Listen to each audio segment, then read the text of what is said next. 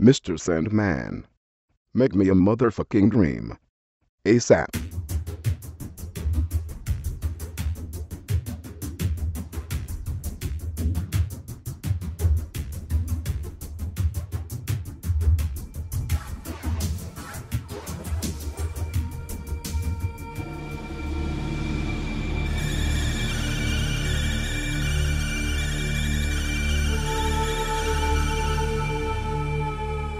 Hello, welcome to episode 63 of Chet and John's Reassuringly Finite Gaming Playlist. My name is John Denton. With me as always, Chet Roivas. Bonge Toot.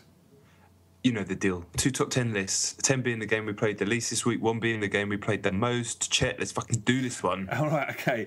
My number 10 is a game called Candy Box, which you spoke about last week. It's a browser game. Apparently people are going mental for it. I don't know what to say. I played it for the smallest amount of time possible. John tried to explain last week. I'll explain what I know. It's a white page, some text that a counter keeps going up saying you've eaten or you have a certain number of candies. You can either eat them or you can throw them on the ground, and those numbers save. So you've thrown 10 on the ground, you've thrown 20 on the ground, and you can save it like a proper game, but it still remains a white piece of paper. The longer you play it, the more candies you throw on the ground, a face, like a smiley face, starts to build, and then it starts to go upside down and up. It's a white page with stuff happening that's completely uninteresting. I went to the FAQ, and the first question is, this game's crap, and the guy says, be patient. I'm not patient. End of story. Yeah, as you play more, you start going on quests and all sorts of things happen. Apparently it gets crazy and crazy and crazier the longer you play. But it's just a text adventure. It stays the same, right? Yeah, but the page starts to change, and I got a big merchant came on my page and was trying to sell me shit. I was buying swords off him, going on quests and things like that. It was kind of like, oh, this is funny because it's made out of numbers or whatever. But eventually, I didn't want to play it no more. I think it's the kind of thing, if you're in an office, you just have it on and your candies count up, and you check it for 2 minutes or whatever, then you go back to your daily biz, and then you go back and I've got some more candies and then I can go on a quest. I don't do that though. I wouldn't recommend doing that. Are you squirming with discomfort just talking about it? Yeah, what did you hear it? Yeah. Yeah. That was the squirm of a discomfortable man. Yeah, I mean, actually, saying I thought it didn't change, but that sounds more interesting than I gave it credit for. But as I said, I've got no patience, so see you later. Candy Box, it was nice. That wasn't. No, it wasn't. Right, my number 10. Do you remember the other week when your number 10 was really shit because it was a game that you installed? Yeah. Well, my number 10 is still installing. It is Hitman Absolution on PlayStation 3, which is on PS Plus.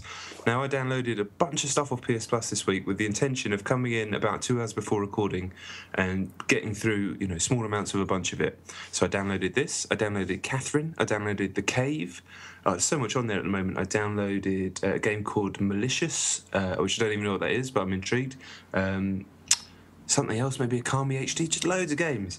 And obviously on PS3, when you download something, you have to install it. So download Hitman Absolution, it's 17 gig, click install. This was so we're recording now, it's 20 past 10. I did this about 8:15. We're currently at 67% installed.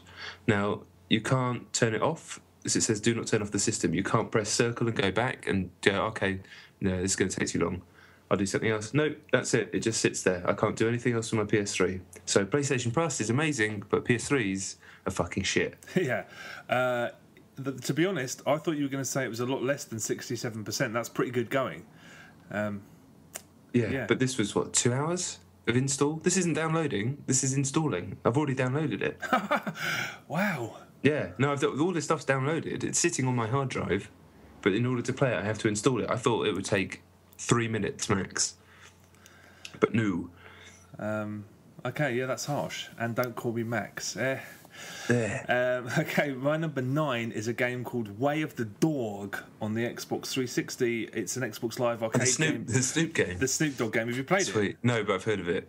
Well, I haven't heard anything about it. I saw it on the dash. I was like, all right, it's fucking terrible. Are people saying that? No, I'm pretty sure people are saying it's terrible, yeah. Oh, okay. it took me. I expected it to be some kind of a platform. All of the artwork is done exactly to the note. It replicates the Grand Theft Auto sort of cel-shaded, thick black lines art style that's sort of synonymous with Grand Theft Auto. And there's a story about a guy who loses his girl and he philosophises about what power is. I mean, it fucking crap all that stuff on the sidelines, but it's actually a Bimani game, a rhythm action game, and it plays along the lines of. I suppose it's quite a staple format now. The way that it's two lines. And they're synonymous with, their button presses. What have I played recently that plays like that? I mean, if you imagine Guitaru Man, but from what I can gather, the judging on the demo anyway, the lines are always straight, so you're just pressing button presses. Right.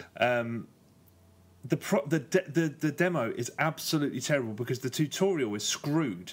There's no music. It's just this horrible tinny metronome, and the techniques that you have to use, like hold down the button here and then let go, or hammer the button from A to B. They're so badly explained that I ended up doing it repeatedly, each technique repeatedly, and fucking it up loads of times. And then there's just this tick, tick, tick, tick, and that's all I had going on in my head. It was horrible. It was like Japanese water torture. Chinese. Is it okay? And yeah, it was a chore to get through the tutorial. Once I finally got through and the game started. Incidentally, sorry, the icons to tell you what the different techniques to use, whether it's holding down a button or hammering a button or all the different techniques of pressing up, and they all look almost identical, so you make loads of mistakes anyway. But it's that alongside a fighting game. When you nail it, you punch someone, and then if you fuck it up, you get punched. I mean, it's just bullshit, but I suppose I shouldn't be too hard on it because I only did the trial. But yeah, pish. Isn't he Snoop Lion now anyway? I don't understand that either. I think it's because most of the tracks, I think that there's just under 20 tracks that come with the game, and they're all really old Snoop Dogg stuff, so I suppose you can't really say... where the line...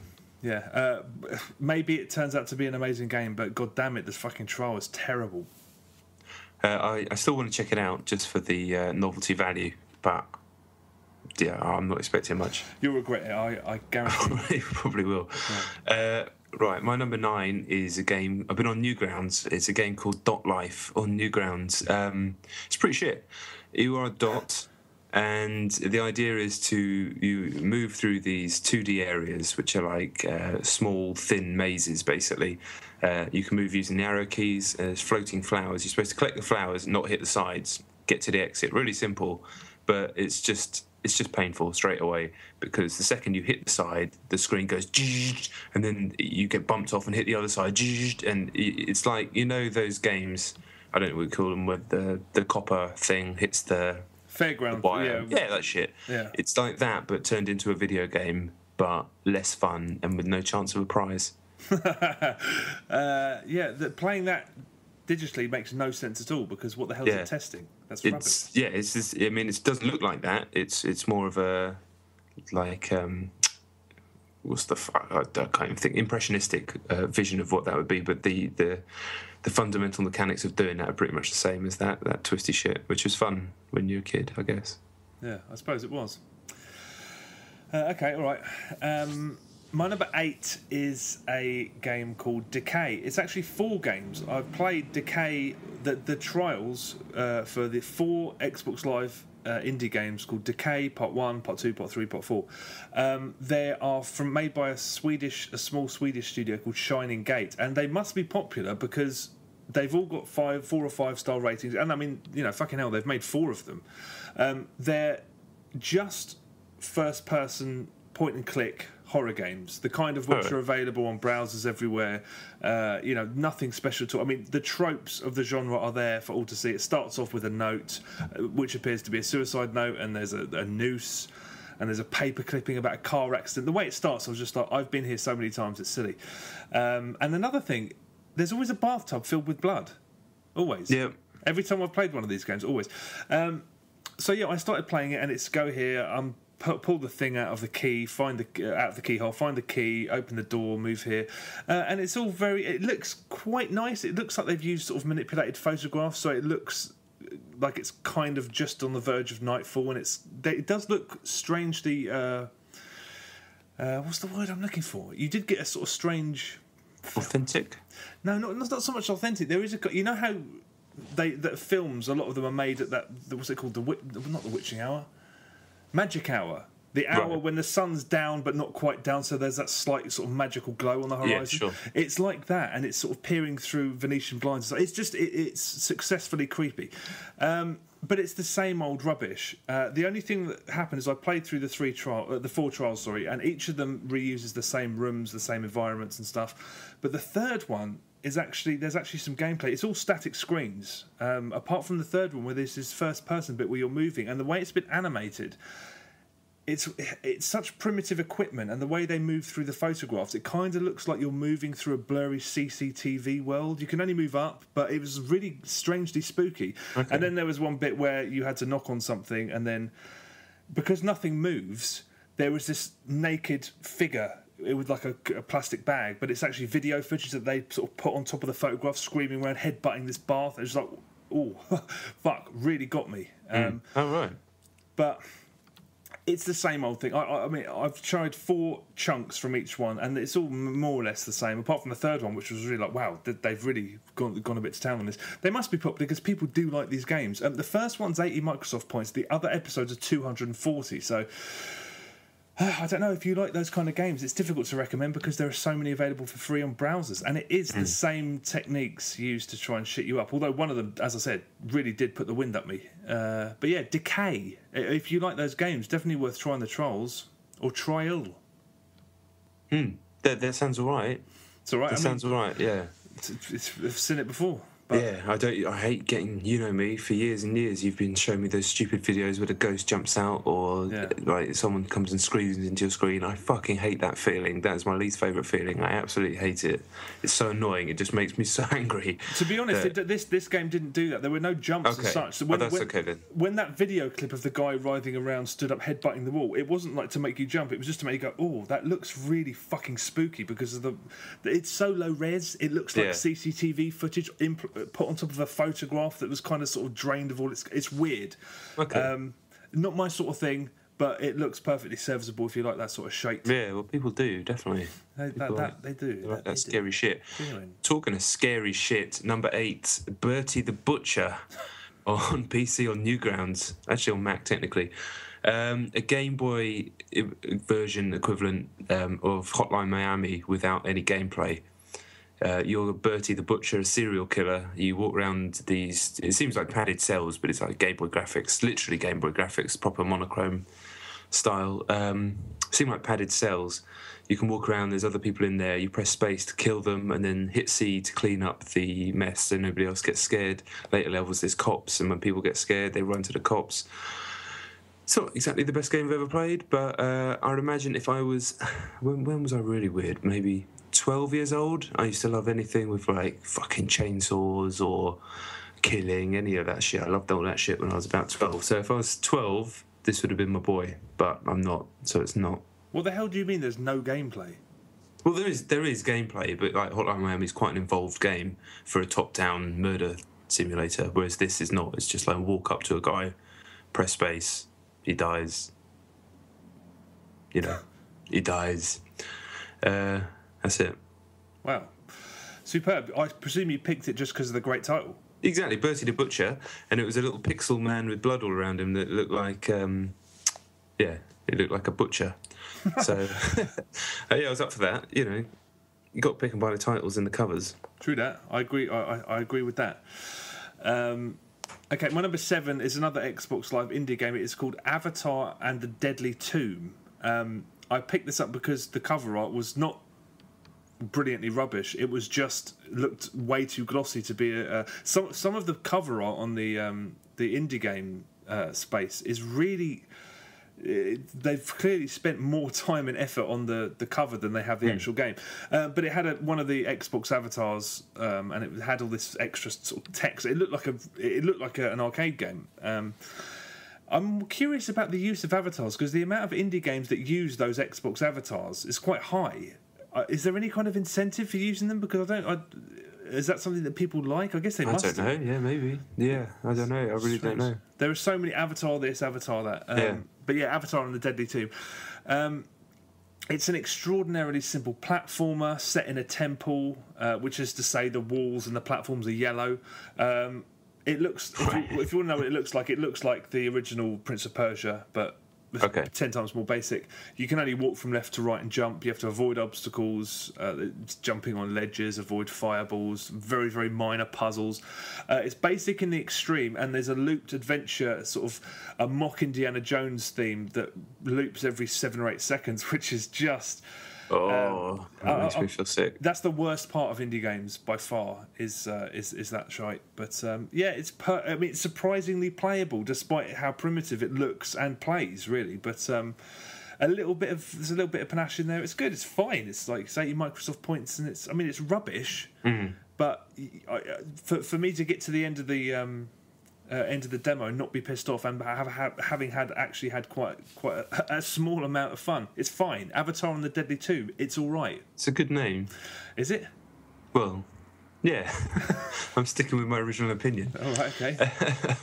My number 7, talked about it way too much, loads of times, but picked up my phone and just thought, I'm going to play New Star Soccer, and then it's like I blinked, and then it was an hour had gone by, and my little guy was watching Pingu. He was happy, so it was just a good hour, really.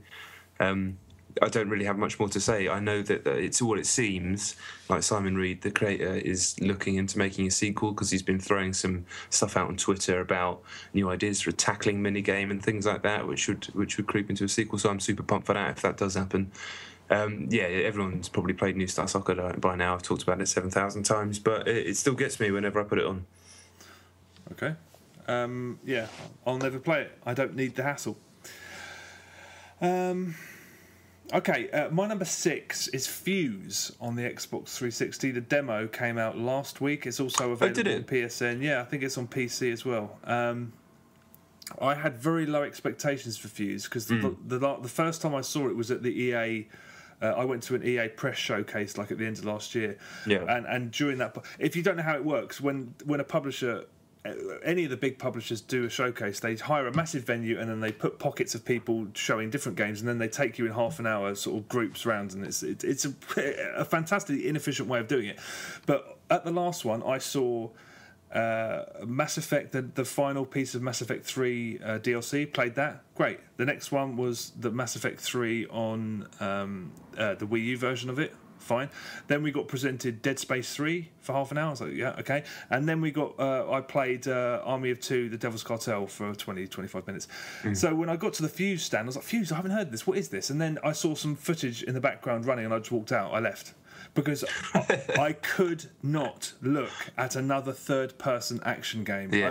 I almost fucking vomited seeing it. Honestly, it was just like, what? I felt like grabbing someone from EA and saying, what the fuck is this? Fucking third person. It's too much anyway.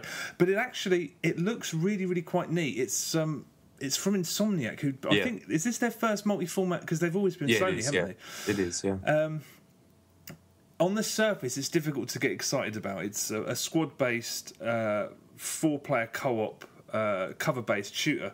And one thing's really weird, like EA's own Army of Two, The Devil's Cartel, to try and differentiate it from Gears, they've changed the cover button to the vault. If you run, it's the same button as always, but to get cover, you have to press another button, and then if you want to vault over it, you go back to the same button you do. I mean, it seems like they've done that just to differentiate themselves from Gears. Like they did something similar with Army of Two. It's like completely counterintuitive, but whatever. The plot's vaguely interesting. These mercenaries have got hold of this compound called Fuse. It has all these different uses, and each one of the 4 characters uses it in a different way. So one character can sort of spawn this massive shield that everyone can get behind. It's like moving cover, basically. Right. There's this other person who can crystallise enemies, use it to fire them into them, and they sort of crystallise and shatter. And they all have different perks as well. One of them has med beacons. One of them can go invisible. One of them can shoot wormholes that sucks people in. And the way that the 4 things work together seems really, really interesting. The demo is fucking difficult. I mean, I couldn't... I think I was 3 or 4 times I died because there's this sort of boss-like area with the... like these 2 massive robots, and it's really, really difficult. One cool thing is that you can change to other people on the fly, so you can jump between the 4 characters. Oh, okay. That's cool. And I was like, that's really cool. That makes it appealing as a single-player game. I'm sure it's going to be a completely different kettle of fish on 4-player. It's really interesting. It's really neat. It doesn't look like it does a hell of a lot new, but I played it. I was like, wow. If those dynamics work against each other, and if the different characters sort of are as different as they feel, because I tried each one, and it was like one of them's clearly supposed to stay back, one of them's supposed to get down and dirty and sort of keep you protected with the shield and stuff like that. I was like, it's pretty damn good. Insomniac are a tight little unit, so I mean, I think it's probably going to. It's probably going to surprise people. It's out at the end of this month, I think, but and it's got a weird air about it. There's stuff there's quotes on the menus that were like, always the first thing I think of is those geeks that take Homer Simpson through college. Oh yeah, they can only speak. Boys. Yeah, there's a loading menu, and it comes up with this text, and it says, "Repeat after me. I will buy Fuse. I will buy Fuse. I will buy Fuse. Quantum Leap should come back, shouldn't it? I will buy Fuse. I will." And I was just like, you just end up liking it a little more because it's so fucking nerdy. It's untrue.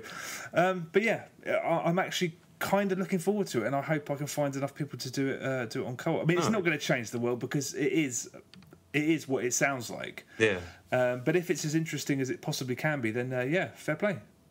They changed it, didn't they? Because it was Overstrike before, the game that looked like The Incredibles that they announced at E3 a couple of years ago, and then they changed the art style and name and everything, so it was more generic, really. Shit. Which is weird. I didn't know that. Yeah. Did I ever tell you the time I met Ted Price from Insomniac, the head of Insomniac? No, I don't think so. It was a long, long time ago. It was when the first Resistance was coming out. It was a press event for that.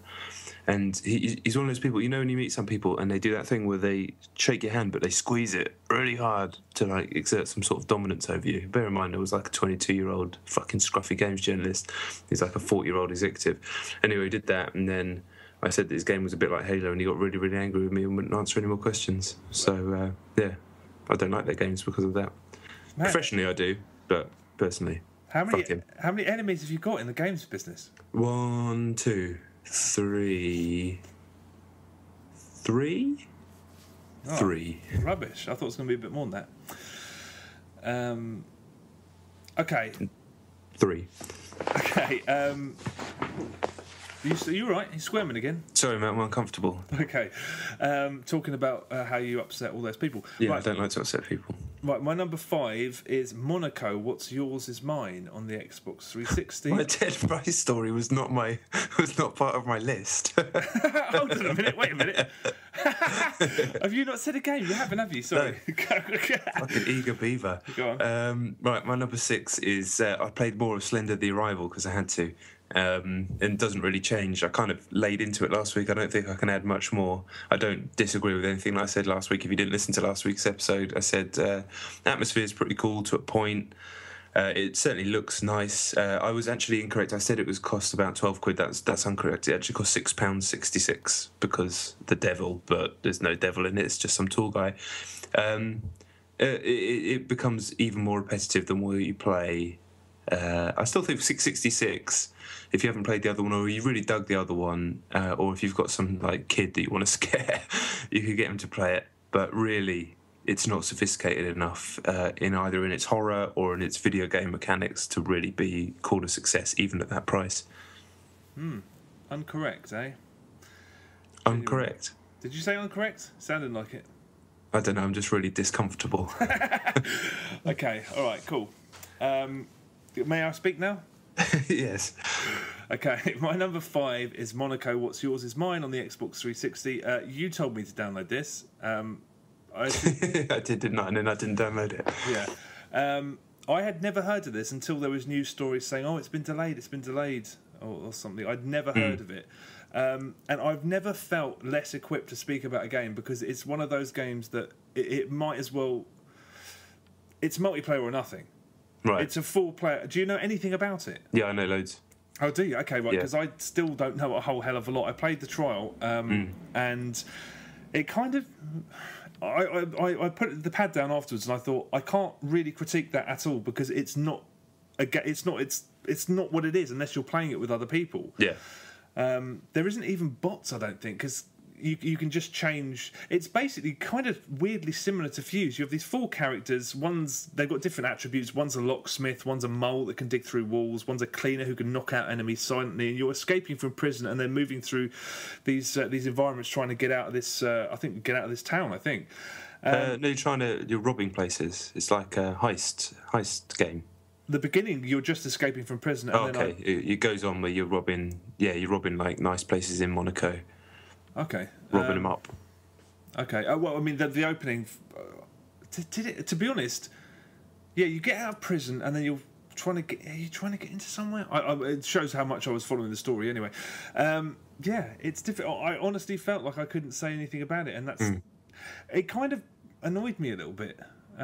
There's just these it's different, different strokes. There was these affectations that I thought were kind of just irritating. There's this sort of silent film music, which kind of just like, all right. The avatars look like Atari graphics. It's like, why?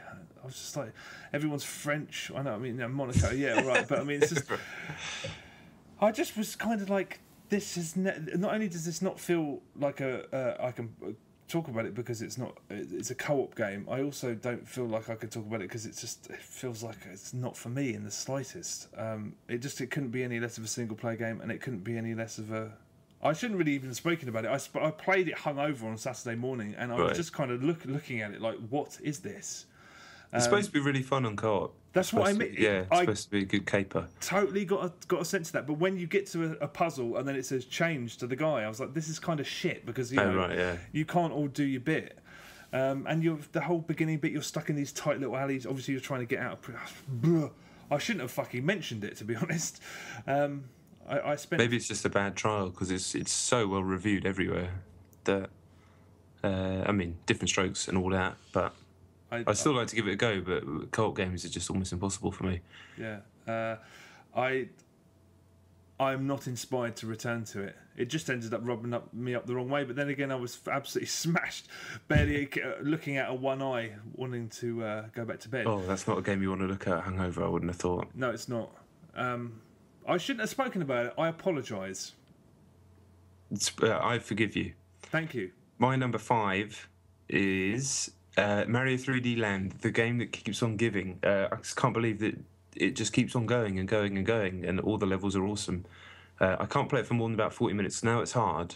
I can't play it for more than about 40 minutes at a time because eventually you'll get to a sticking point, and Mario, you know my relationship with Mario. I've talked about it many times. Mm-hmm. We're good friends, but we fall out quickly. And when I fall out, I don't want to throw my 3DS across the room, so I just shut it calmly and put him to one side. So he can think about what he's done. Yeah, as a father, I can't be seen to be swearing at him as much as I used to either. So, but an amazing game. If you're getting a 3DS, I've talked about this before, this has got to be up there. Obviously, it's fucking 3D Mario game, but yeah, it's the business. It is the business. It's the best game on the 3DS, I think. Oh, my Hitman install finished. Fucking live commentary. How about that? That took 2.5 hours. I'm amazed it did the final bit as quick as it just did. Yeah, yeah, it sped up. Good on you, Baldy. Where was I? Are you done? Yeah. It's just fucking talked about it loads of nights. Sorry, I've had a very busy and non-gamey week, so my list is a little bit dry this week. But apologies. Genuine. Okay, all right. My number 4 is Doritos Crash Course 2 on the Xbox 360. Got it working then? I did. It was fine. I think it was just probably stressed servers or something because the first one works as well. I couldn't download the mandatory patch. I did do that the day after. And Doritos Crash Course 2 works fine. It's free on the Xbox, as everyone knows, I'm sure. It's the same old good, polished bit of fun. The only problem is that it's unlike the last game, which didn't ask you for any money. Now this is just structured like an iOS game. So there's stars you earn or you buy more.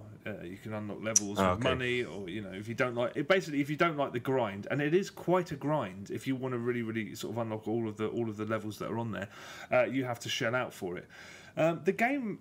With that aside, the game's actually really good, and there's so much more to it than the first game. So one of the things you do once you play through a level is that you unlock a secret path, and that's how you can collect stars. So by investigating a little bit, you can unlock stuff that equates to money, basically, which is a fairly nice touch. And then basically, once you've got your high score and you've got your gold for doing it fast, you can go back and basically treat it like a platformer, because there's so many different routes through each level now, rather than just being sort of just a straight line. You can basically go back and your AI competitors can run off to the finish line, and you can just sort of jump around looking for these little stars, and it's quite fun. There's objectives that also earn stars, so you can don't grip onto a ledge, you have to make a clean jump every time, or you have to stay next to a certain player and pass him on the finish line and stuff like that. So there's loads of ways to earn stars, but you need so many to unlock the later levels that you have to really have a lot of patience if you don't want to start paying money for it. There's a jinx option in game, which I thought was really neat. When I was looking through all the stuff you can buy these really funky heads, and I was like, why would you buy a head that's like the top of your head poking out of a toilet seat? Sorry, I wasn't expecting you to say that. No, it's one of the hats. And I was like, I don't know who'd be inspired to buy that and run around with it. I mean, to be honest, I might. It'd be quite funny. Yeah. But basically, if you can jinx the player in first, so you're running along and you press a button, and they'll have the toilet seat on their head to both put them off and so you can laugh at them, which is quite a nice idea. I thought it is a good idea.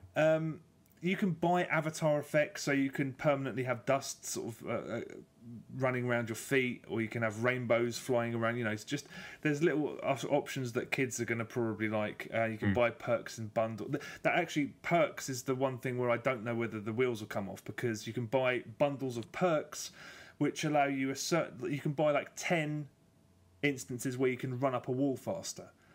So high score thing means if that's as sort of game breaking as it seems to be, the only way to, if you really are completely obsessed with getting a high score, you just have to buy a load of things. I don't think you can earn those in the game, although I didn't play it for quite long enough. So it's a bit of a mess with regards to how dodgy it is about asking for money, but the game itself, you got to praise it, because it is really, really fun. And a lot of thought has gone into the longevity of it. Although that's tied to potentially getting more money out of you, it's well designed, and it's pretty. But definitely worth a look. Even if especially if you don't want to fork out any extra money afterwards. Yeah, I've been meaning to download it. I forgot again. Like I said, super busy this week. Too busy, but I fucking love that first game, so I will get it definitely. It's better than the first one, I think. Right, sweet. Number 4 for me is Far Cry 3 Blood Dragon. Been tidying up the garrisons, just wanted to kind of complete the whole thing. Still got a couple more to do, in fact, but still really enjoying it. It was the best way to say it. Have you finished the game? I haven't finished it. I'll talk about it in a bit, but I haven't finished it, no. All right. There's a reason after you finish the game that the rest of the game becomes very easy. That's all I'll say, because I don't want to spoil it for people that hasn't played it.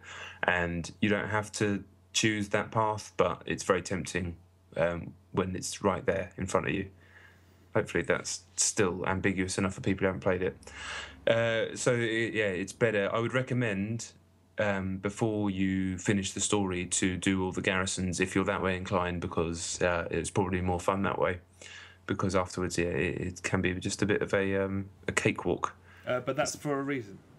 The reason is it's not exactly like a spoiler, but I'd rather people just enjoyed it for its own merits without me giving anything away. But I'd recommend, if you haven't played through it yet or you haven't finished it yet, and you want to do all 13 garrisons, do them before you finish the game, because going back in afterwards, it's a bit easy. Okay. Cool. But still, music's clean, atmosphere's clean, great piece of content, and like we said, I think it's done 5 times as much as they thought. Well, that's some going, especially in worlds where things like Dead Space 3 is expected to sell 5 million copies, and they don't, and they're a flop apparently, and all this sort of stuff. It's good that a game can exist like that. That's just clever. Bunch of people being clever, business-wise and creatively. Yeah. To be honest, that feels like one thing I've thought about Blood Dragon is that it feels in a way like the perfect video game. I'm not talking about the game. I'm just talking about the way it's delivered, the price, the amount of content. You know, because we're all skint, and the whole issue of forever buying games digitally is still a little bit of a weird one, because sometimes if you haven't got any money, it's nice to know that you can go and trade in stuff if you want something new. And I don't think that'll ever go away. But the money I paid for Blood Dragon versus the amount of enjoyment and the amount of content and the fact that it's, I don't know, it just feels like the perfect delivery. That's absolutely, it's worth a hell of a lot more than £12, but the £12 that I paid is like, I would never, I don't know. It seems like it's every inch a blockbuster game, and it's the right amount of it, and it's £12. I don't know. It seems like the perfect situation to me. You ain't wrong. And it's funny you say that, actually, because I managed to buy Metro Last Light, which isn't unlocked yet, for £21, brand new on PC, which is, when at 34 or whatever you'd pay in a shop, or £40, I thought, it's a bit too steep. You know, it's come out with a bunch of 7s. I'm not sure about it. But suddenly I saw it. That Savvy Gamer guy, I don't know if you follow him on Twitter, it's good. Put it up there, and he said there was one website that was doing it for £21. I was like, fuck, that's a decent price for that's a price I'm willing to take a bit more of a punt on. Yeah, it's just a bit. Yeah, it's like. Well, I mean, if people understand that things are less expensive than other things, I don't need to fucking explain it. But yeah, so I'll talk about metas Last Light next week. But I was never actually expecting to buy it. But going back to your Blood Dragon thing, hopefully that means games will start being a bit cheaper, because they need to be, because £40 isn't really sustainable anymore. No, exactly right. I don't have a problem paying £40 for a big game, but there's something. So I have not a single quibble with that transaction at all. There's no worry in my mind. It's just, it seems like the perfect way for them to continue to do business. I mean, but I it's a different thing. I love my £40 fucking 12-hour behemoths, but still, there's something that struck me about that transaction. I just thought that seems like something that I'm going to be doing a lot of in the future if people are smart enough to embrace it. Yeah, I think so. But I'll talk briefly about Blood Dragon in a minute. But my number 3 is Battlefield 3. I don't have a great deal to say about it. The only thing that's annoying is that we were talking about this the other day. It's kind of, I'm getting to the point now where I don't really want to buy another Battlefield game. I think what they should do is bring one out and then just add to it, because there is so much content on Battlefield 3. For example, a couple of game modes that we always stick with, which is the close quarters COD rip-off, Conquest Domination, and Rush. Some of us are starting to get bored, so we jumped in and started playing Squad Deathmatch, where there's one vehicle and it's four squads of 4. Right. And then we went back to Armoured Kill, and we were just like, there's so much content on Battlefield 3. You could never get bored of it. And the fact that we're now going to have to buy another game, and then I'd rather just have keep build. I mean, people have been saying that for years. Just build upon the original game, and that's not obviously not a sustainable business practice, because people want the newest and the biggest thing and all that shit. But yeah, it's been really good playing different modes. I mean, we've Armoured Kill on Rush, which I've said many times is the worst thing that's ever happened, because the gunship is so overpowered. It's just a horrible scenario to play through that. I think at some point in the last month or so, they've changed it so it's a really structured experience. So certain attackers and defenders have different vehicles that only spawn at certain times. So if you take one objective, they'll get a tank. If you take 2, they'll get the gunship. And then sometimes the gunship won't spawn until you make it to the next 2 set of objectives. It's just like, when we played one map twice as defenders, we're like, this is interesting.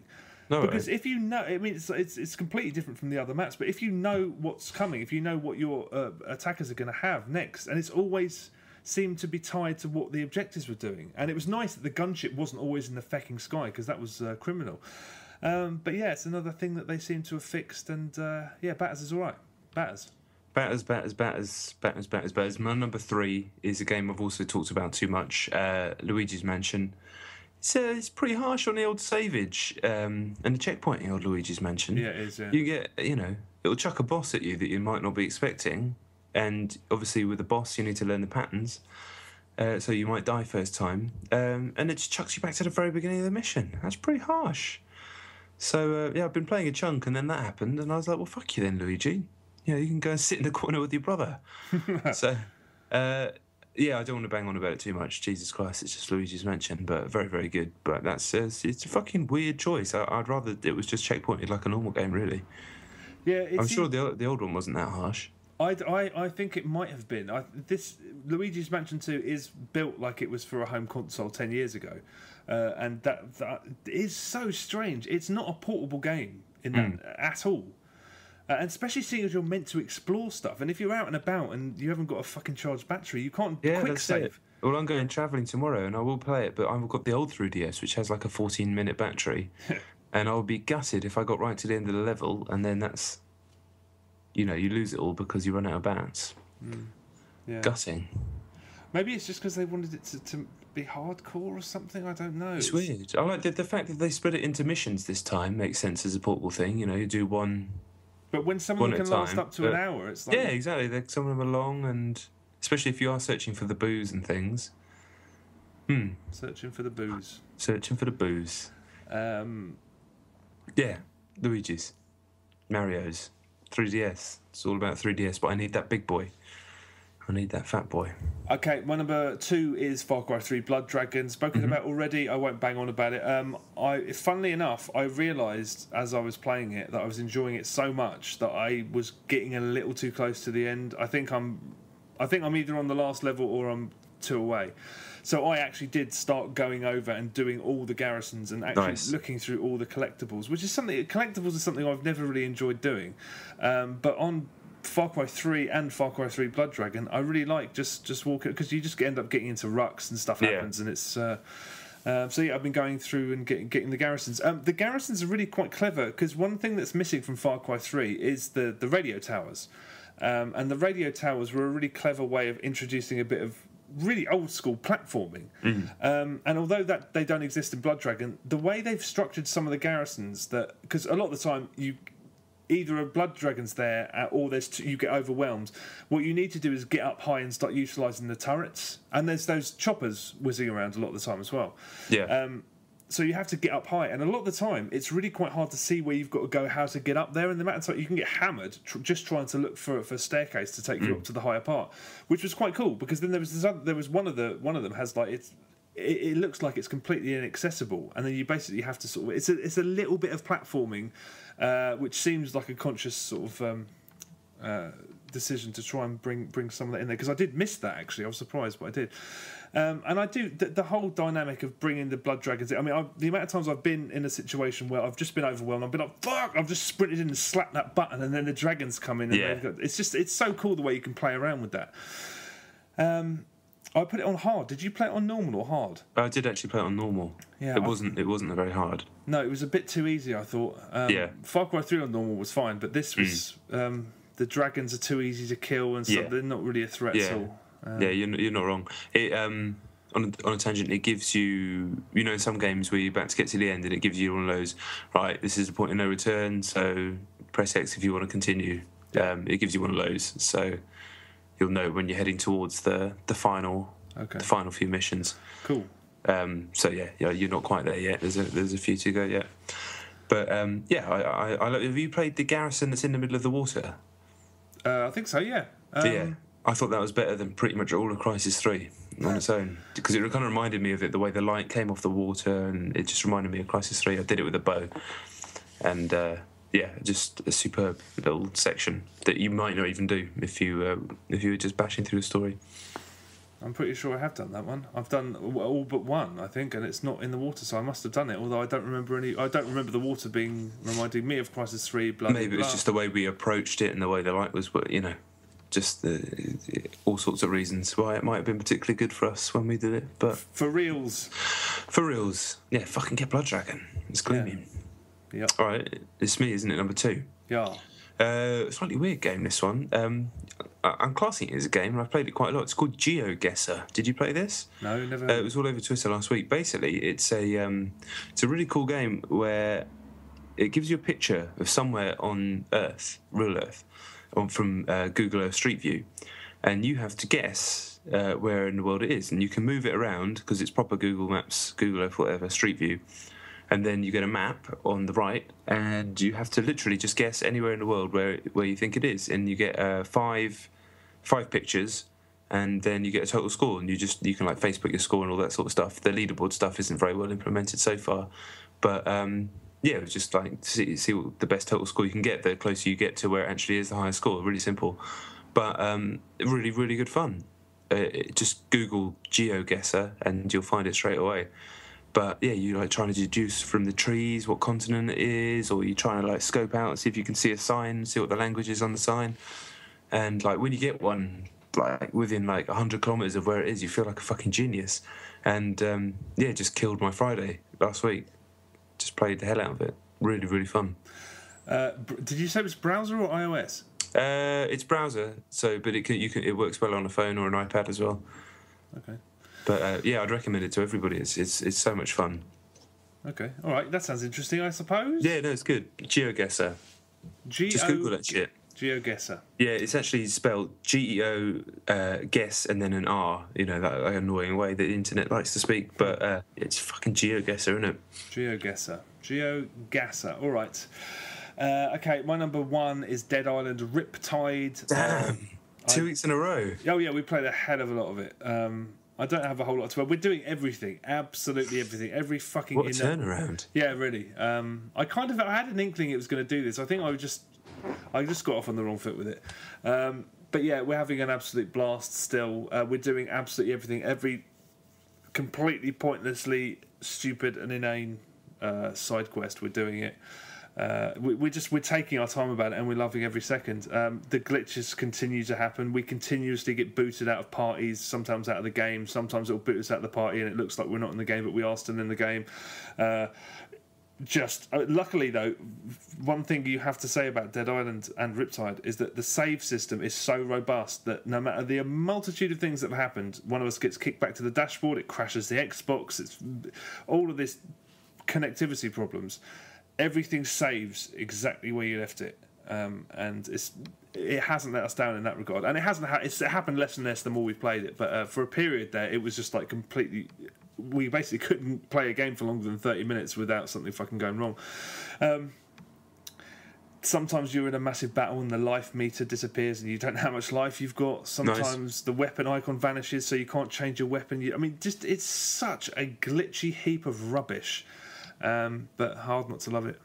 Some collectibles, when you collect it, both of you get them, and then sometimes you each have to get them, and you get mixed up. And I don't really care about collectibles, but Zeno does, so I'll get something else. It doesn't come up on his, and it's a mess. If you care about that stuff and you're going for achievements and stuff, what a horrendous headache. And it's just some of it. I mean, even when it fucks up, we laugh. I mean, I laugh. Zeno's getting really annoyed. His character's got the specialty where he throws all his weapons, and then he goes and retrieves them from the bodies of the people. It's just glitchy as hell. He'll spend tens or hundreds of thousands of dollars statting up weapons and crafting them with all sorts of fucking spikes, and he's spending a fortune on them, and then just like. He'll throw it at something and it'll vanish, and he'll just be tearing his hair and going, where is it? And I'm like, when I'm walking down the road, the amount of times I'm like, well, I'm in a rut, where the hell are you? And he's fucking pottering around trying to find it. If it's like, and it's such a bunch of garbage, but damn, it's fun as hell. Jesus. I love it. Techland does it again. They really have, and I really do heartily recommend it if you're playing it on co-op. Single player, nowhere near. I mean, I probably had a bit of a harsh reaction to it, to be honest, but yeah, it's really good. Rippers. Yeah, yes. My number one is a game called Impossible Road, which is the latest really fucking hard game on iOS. Everybody was comparing it to Super Hexagon. Similar, basically, you're a ball and you have to navigate a winding road that's going down into fucking infinity. And it doesn't lie. It's basically impossible. It's incredibly hard to keep this ball on the track. And when it falls off, you can still move it and try and bounce it on a bit of the track below, which is probably the coolest part of the game. But it's so hard that it's, to me, not really that much fun. Super Hexagon is incredibly hard, but you can feel yourself almost straight away getting better at it. Even if you're only lasting one more second, you can almost see the progression of how you're going to get better. and you can learn patterns in that game quickly. This is a lot more random. The road itself is randomised, and this stuff, because it's physics based, you might get a little nick off a bit of the road or a bit of a funny bounce or something like that, and that's infuriating when you're trying to do well. And it's just not. Super Hexagon is a brilliant game. This is it's all right, but yeah, it's no Super Hex. It's all right. Some people are raving about it. I'm not one of them. Did you say it was iOS again? Yeah, this is iOS. It's the big iOS game at the moment. What was it called? So the long... Impossible Road. Impossible Road. I mean, it is. If it was slightly more Possible Road, I think it would be fun, because when you start to barrel down the road, it's satisfying. It's not tilt controls; it's left and right side of the screen, like Super Hexagon, just pressing left and right side of the screen. And as you go down, you go through gates, so that's how you get your score: 1, 2, 3. And you can fall down as long as you get through a gate that's lower down. You'll get all of the gates that preceded it. And when you are flowing and going down and rolling the ball, it's a really nice sense of speed, sense of momentum. It feels something like a racing game, almost like an F-Zero or Wipeout, mixed with a bit of monkey ball.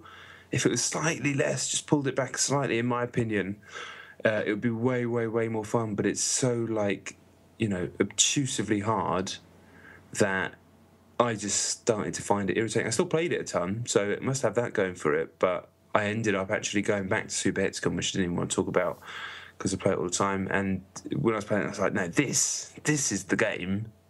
Impossible Road's just a fucking pretender. You're playing with the big boys now. And it's not. It's just, I can't see me returning to it again, whereas Super Hex it's never leaving my phone. Okay, all right. How much?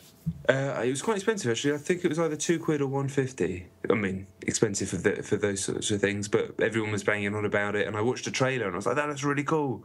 But the trailer shows the guy who made it playing it, so he's obviously a lot better than a normal person. So he's like going all the way down. It's like, that just looks like a really fun thing to do. But then when you play it yourself, you can't get off like the fucking... You last like 1 second for the first half an hour that you're playing it every single time. So, yeah. Satisfying when it works, too hard. Shite, okay. But it is called Impossible Road, so... Yeah. Something that hard shouldn't cost that much. Sounds like a nightmare. I know what you mean. But some people seem to dig it. Some people just like that punishment, I guess. Yeah, they do. I like progressive punishment. That's a weird sentence. Yeah. Yes. Okay. Yes. Okay, all right. Well, that is us done. Thank you very much for listening. If it sounds like we're so knackered that we can barely speak, that's very true. And John's had the shit. Your list was properly shit this week. I have to say. I know. It's absolutely terrible. I literally haven't had a chance to play games, and the good games I was going to play was ruined by the PS3 being a stupid console. Did you know that when you download something, massive file like 17 gigs, right? You need double the space on your hard drive because you have to hold the 17 gigs of install file and then have 17 gigs more space to install it into. Once it's installed, it will delete the first 17 gigs. What? I mean, what the fuck? Seriously, so if you bought the first PS3 that was 40 gig, years ago, and it still works, mine doesn't, so that doesn't matter, you couldn't even do that. You couldn't even download, even if you had 20 gigs free, you couldn't download Hitman Absolution from PlayStation Plus. I honestly don't. I was around the mates 2 nights ago, and he turned on his PlayStation for the first time in months, and we were just talking about the whole console war in inverted commas. I was just like, if there is a war, it's not even been close. No. I don't understand how you can think that outdated heap of crap is a more efficient games machine, or even a more efficient media centre than the Xbox. It fucking isn't. Yeah. Stupid machine. Stupid ass machine. PlayStation Plus, brilliant. Looking forward to seeing how it works on PS4. I'm hoping they've corrected all these mistakes in PS4. It sounds like they've made it a priority by that conference, which is good, instead of sweeping it under the carpet. But this evening is ruining the podcast for everyone that's listening. Just know that, Sony. And I've got this bald man with his 2 guns sitting there, install completed. Yeah, well done. Well done. You ruined it. Yeah. I don't want to diss the PS3 because I'll always own one. If they keep churning out those exclusives, I get my money's worth. No doubt. Last of Us is out next month. That it is. I'm looking forward to that. So yeah, but it's just a crap piece of technology. Yes. My list was quite shit as well because I've been playing a game. I've spent a lot of time playing a game I can't talk about for about 2 or 3 weeks, so that's why my list was shit. And we're both knackered. God, maybe we shouldn't put this out. It's a fucking all-time low. It's all right. It's better than nothing, isn't it? Oh, God. Deal with it. Yeah, all right, okay. There's no games out anyway. Well, there's Metro, but next week. All right. Oh, good. Yeah, I want to hear about that because I like the first one. Metsies. All right. Well, thanks very much for listening. I don't know what's the matter with you, but thanks. Don't bother checking out the website. No, don't check out the website. Check out the tweets at John Denton, at Chet Roivas, at Chet and Johns. Check out the YouTube, Chet and John. Check out Facebook. See what your friends are up to, and then just go to bed. Yeah. Don't go to bed. Don't go to bed. We'll be back next week with something that's not quite as shoddy and shit as this. Thank you for listening. For me, it'll be 9 of the same games that you heard this week and Metro Last Light. Play something else. I will try. Berty the Butcher, whatever it's called. Right, see you later. Ciao. Ciao, sir.